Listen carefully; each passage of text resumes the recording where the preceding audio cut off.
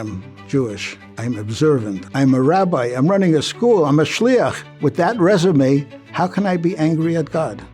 Hi, my name is Bela. Welcome to the Jewish Learning Institute YouTube channel. Today I am honored to be joined by Rabbi Gershon Schusterman. My name is Gershon Schusterman, and I'm the author of the book, Why God, Why? How to Believe in Heaven When It Hurts Like Hell. So this book, Why God, Why? Clearly you're somebody who has faith. And this question, this bold question of why God, why? How did you feel comfortable to come out so strongly with your questions to God?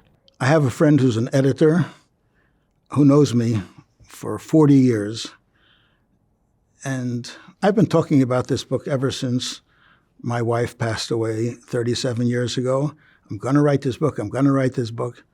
She told me about 10 years ago, Gershon, you're never going to write this book. I said, why not? Why?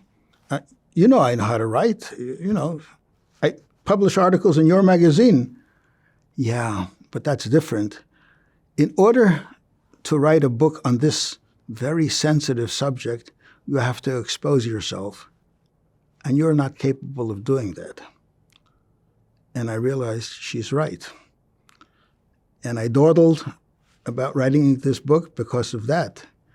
Until that podcast, that was the breakthrough, and that allowed me to expose myself. I still consider myself a private person, but I do this, take one for the team. In your book, in the beginning, you write about how you encountered many different people who went through difficult circumstances, a lot of tragedy. And as a rabbi, you gave them counseling and guidance and comfort, probably. And you mentioned that you felt like God's defense attorney. When you were in that position, was it ever difficult for you to believe what you were telling other people? When I considered myself God's defense attorney, an attorney can believe in his client. He's not making a speech. He is defending his client against an accusation. God is accused of being hard or cruel or difficult for people. And as God's defense attorney, I defended him. However, when I went through my own personal tragedy after my wife passed away, I reflected on what I've said all along, and to me it sounded hollow, and now I had to rework it and put my experience into the same answers, and things changed. So how did you go about shifting from speaking from your heart, from your mind to your heart? By a lot of pain and introspection, and it was a rather lengthy process. After my wife passed away, I had to just adjust to the new realities. And that took a year or two just to become being a father and a mother and running a school, which I was running then, and remarrying. My wife suddenly was the mother of 11 children. That took a lot of adjustment too. And we also didn't find, for the first year or two, we didn't find time to get to know each other well as a newly married couple would be when they just got married. So after a few years, we said, we got to take some time for ourselves. We went to Israel for 2 weeks, farmed out the kids to whoever would take them.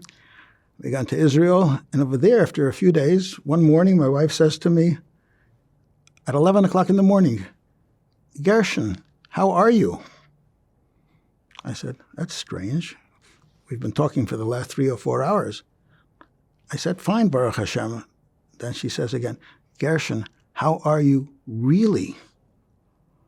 That really pierced my heart, and I became dizzy, I became pale, and I know you may read these expressions, I experienced it.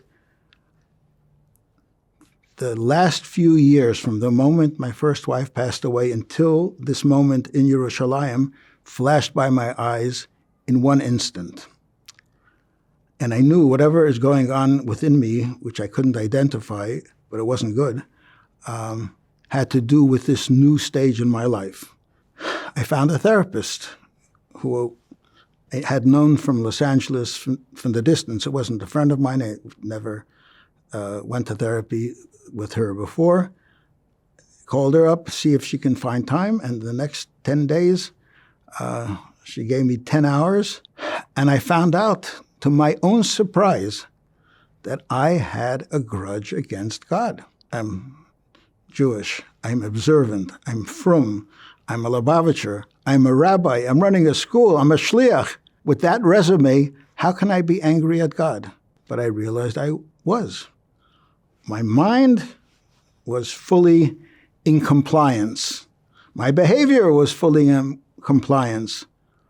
But my heart had a mind of its own. And my heart said, this shouldn't have happened. Why did it happen? That grudge was clamped down on, and I didn't know it myself. Realizing that what was going on within me, that itself was the solution. It took a few months for it to air out completely, and I got back into my relationship with Hashem. But prior to that, I was sitting on a pressure cooker, which I was not even aware of. Can you tell us a little bit about what it means to have a grudge against God and that it shouldn't have happened, and what sort of feelings were associated with that? I felt betrayed. Betrayal would be, I was doing everything right, at least. I wasn't a tzaddik, but I was doing what I set out in my life to do as a frum, Chabad, shliach. Certainly my wife, I know my weaknesses. My wife was, I don't have any critique of her. She was a wonderful woman, 36 years old. We had 11 children. The 11 children were innocent, pure. Youngest were 16-month-old twins. And they suddenly, in one Sunday morning, lost their mother. That doesn't seem just. And while I had to continue living and doing what I needed to do, but there was part of me that says, that shouldn't have happened. Why did it happen? Where is God for me? So this concept of things being deeply unfair and God being unjust and these questions you have, how would you explain that to people? How did you explain that to people when this question that seems like the deepest core question when tragedy happens? When you raise children and you have little kids who are disappointed that they didn't get the candy that they wanted, and they yell and scream and tantrum, or an adolescent who is more intelligent and more mature and is critical of his parent. I had to put myself as that child or that adolescent and God as the parent and say, God knows what he's doing, even though I don't appreciate it. That's at one level. On a much deeper level, when it comes to not just problems and challenges and crises, but tragedies that for which there is no way to grasp onto any proper framework of what happened, over there you have to defer to God's transcendence or to God's as the creator. Not only we don't understand him, but he is inherently unknowable. We're in a different dimension. Everything that we know about life, he created. He created that structure. If he created those structures, he is beyond that structure. So we need to, even though he wants us to relate to him and he wants to relate to us, but that's one face of God, and there's another face of God that we have to accept. And recognizing that's a leap, and it requires submission, humility, recognition that there's more to God than we can appreciate. So in essence, that there's really no answer. Yes, you summed it up. There is no answer. And frankly, people who ask, why God, why, don't really expect an answer. Let me give you an anecdote to clarify that. I have a son who's a shliach, an emissary. He's a rabbi in Atlanta, Georgia. I was once visiting him, 15 years ago approximately. And he says to me, Tati, can we go out tonight and just you and I and let's talk? And I said, sure. That's what I wanted you to ask.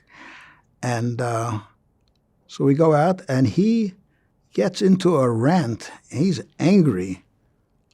I was thinking to myself, in the first few sentences, what did I do wrong? He wasn't angry at me. He was angry at God.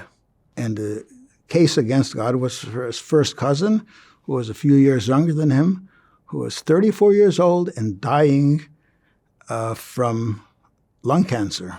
A wife, 4 children. Why is this happening? And he went on for 10, 15 minutes. And I was thinking, I'm going to give him an answer because I'm his wise father and his wise rabbi. But before I said anything, I realized he's a rabbi too.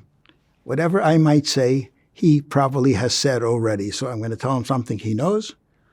So before I said anything, I said to him, Eliyahu, do you want an answer or do you want a hug? That took us both by surprise. And he says, Tati, I want a hug. And I gave him a hug like I hadn't given him probably for more than 30 years. And that was it. The question dissipated. When we ask a question of that type, we don't really expect an answer. We know it's beyond understanding, but we're in pain. And we want the pain to go away. And we play games with our mind and say, if I had an answer, everything would make sense. But there is no answer. And the best answer can address your mind. It can't address your heart. And it certainly can address your core, your gut, which is where the question is really coming from. But a hug does that much better. You mentioned in your book that what people really want is the truth, or they need the truth.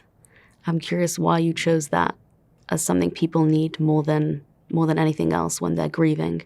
Good question and a nuanced answer. People need both. When a person's in pain, first thing they need is for the pain to go away.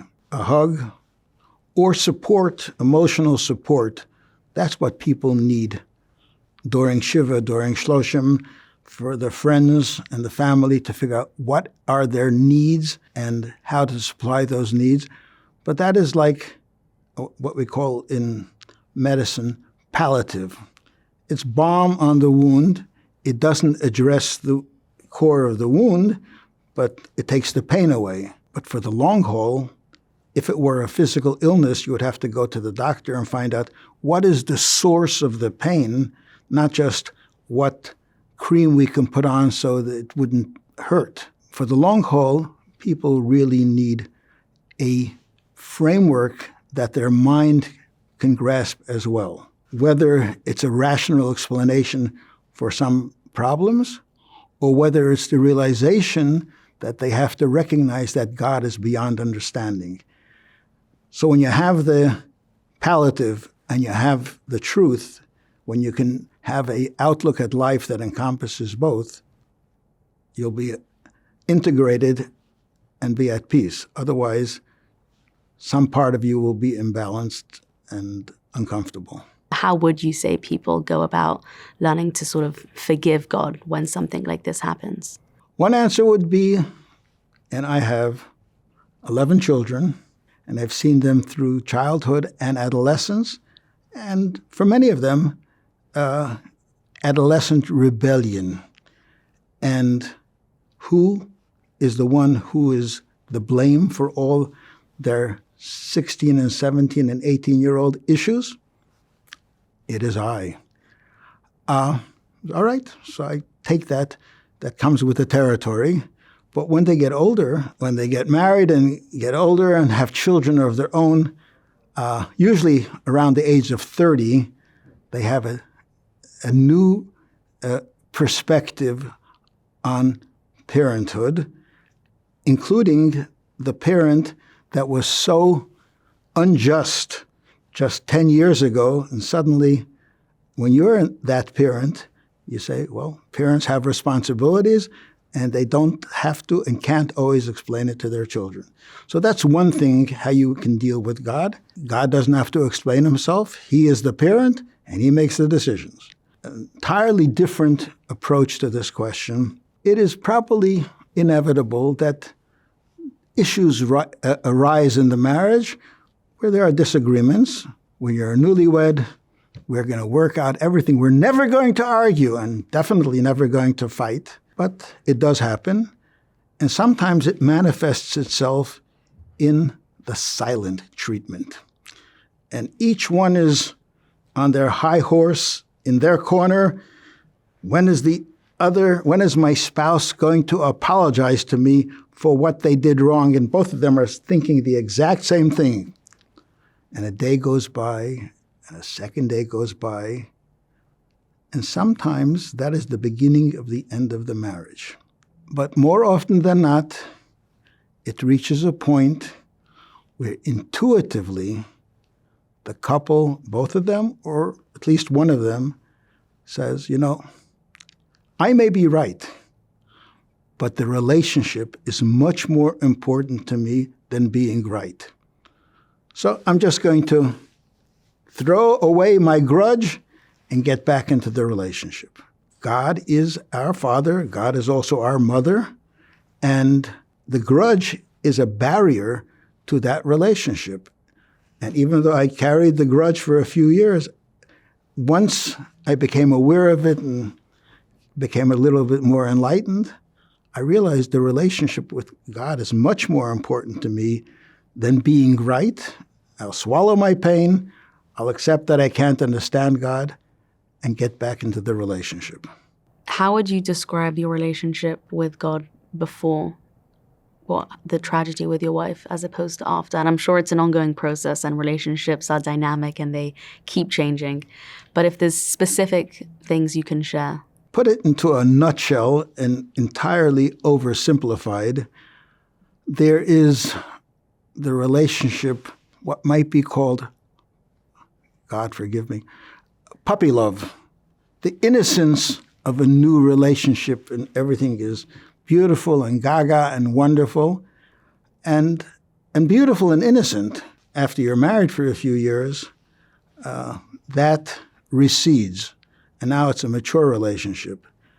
And after a crisis, they say a couple is never really in love with each other until they spend a night at the bedside of a child burning up with a fever, and they worry about what's going to be the future.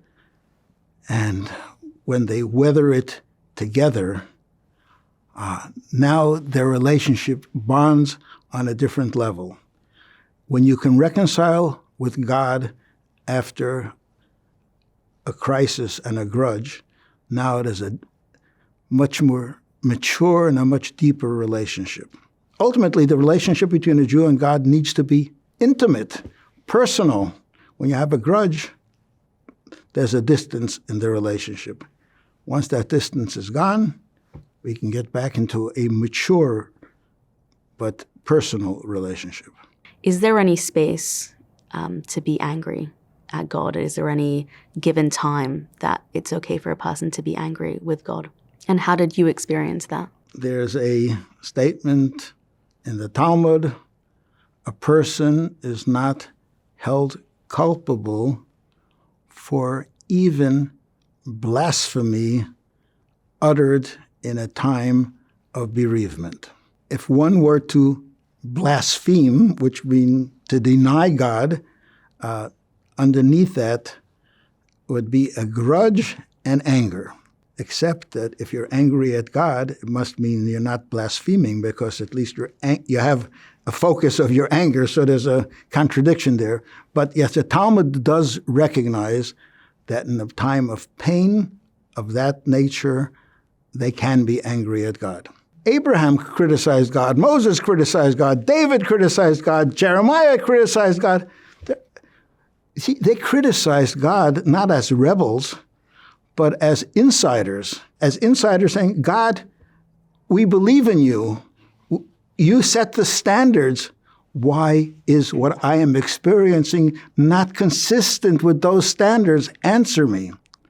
It doesn't mean that you're throwing out the baby with the bathwater. You have a question and pray, God, answer me. If you've ever read the Psalms, a lot of those chapters are open-ended and they end up with a question and the answer has to be worked out.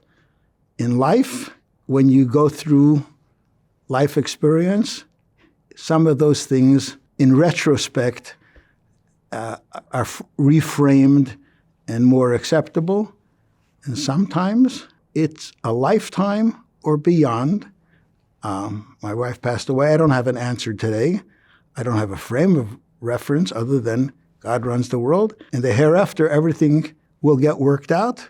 I'm not rushing to get there to find out the exact answer, but for now I'll have to defer the answer until another stage in life or beyond. What advice would you give to somebody who is asking questions but doesn't want their questions to sort of chip away or dilute their faith? Because a lot of questions over time without satisfactory answers might interfere with somebody's faith in God. So how does a person do that? And as well, how does a person know if their questions are coming from a place of faith? The first thing is they have to channel their feelings from a rebellious anger to a anger from one who is on the team. I don't know if people still relate to the Broadway play or the Shalom Aleichem book, Fiddler on the Roof. One of the main characters is Tevye, the milkman, and he speaks to God as a friend, and he's complaining about life in Anatevka and why the anti-Semitism and why is all that happening and the assimilation that he's worried about for his children. But he's not angry. He's talking to his, almost to a big brother or to a father and beseeching and complaining, but it's a personal and with an personal and intimate relationship. That's what a person needs to aspire to. And the test is what happens later. If it's rebellious, he can take off his yarmulke and stomp out. Or he can go through a period of difficulty and bring himself back in under the shelter of God's wing.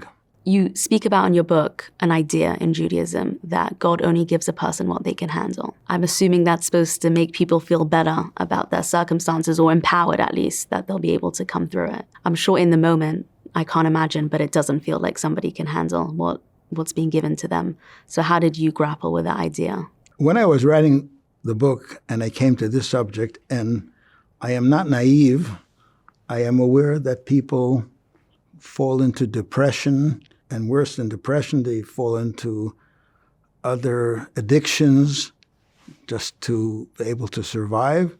I'm aware people commit suicide. So the question is a very good and real question. Historically, the world is always at war. There's wars going on, and there are people impacted by war and tragedy. That is a given. If we live in a Western society and we hear about wars on the other side of the ocean, we should appreciate what we have here, where the wars are mostly verbal and not physical wars. But our grandparents, in the Jewish grandparents in the 30s and in the 40s, during World War II and during Auschwitz and during all the Holocaust, they had every reason to give up and to commit suicide and to be depressed. Religious people disproportionately kept trudging along to the extreme. They would walk into the crematoria with singing a song of faith. Believing in God and having God as your frame of reference of what our values are gives a person endurance that he wouldn't without that. So when we talk about people who collapse under stress, having a faith-based Weltanschauung, that's a nice fancy German word, which means an outlook at life, gives the person a strong foundation to cope with stresses that sometimes feel superhuman. Is there one piece of advice, or better yet, is there one Jewish inspiring teaching or wisdom that's helped you through the process of healing that you think could be beneficial for others to hear? It helps to relate to God as a child would relate to a parent. And a child's relationship to a parent is not always lovey-dovey. Many parents would have experienced when a child doesn't get what it wants, they throw a tantrum and might utter those painful words, "Mommy, I hate you." Most mommies know how to take that in stride. And stride can last 3 minutes, and then when the child gets bruised, they run to their mommy for comfort. And the mommy hugs the child and then will look at the bruise, but the most important thing is to restore the equilibrium and the security. When a person is going through a crisis and through a tragedy, there's a specific event, and then their life is turned over. They have a deep void in themselves, and they don't know what to do with it, and they're in great pain. Paradoxical as it might be, notwithstanding that fact that we believe that God is the architect of what is happening to me right now, and I want to yell, "God, forgive me, God, I hate you," or I deny you. But the next stage is, that's my pain speaking, but really, I need you. I need you more than ever, and I need to feel your embrace. And to be open to it, notwithstanding the paradox, both can coexist within us. Thank you so much for watching. If you enjoy meaningful content and conversations like this, please subscribe to our channel.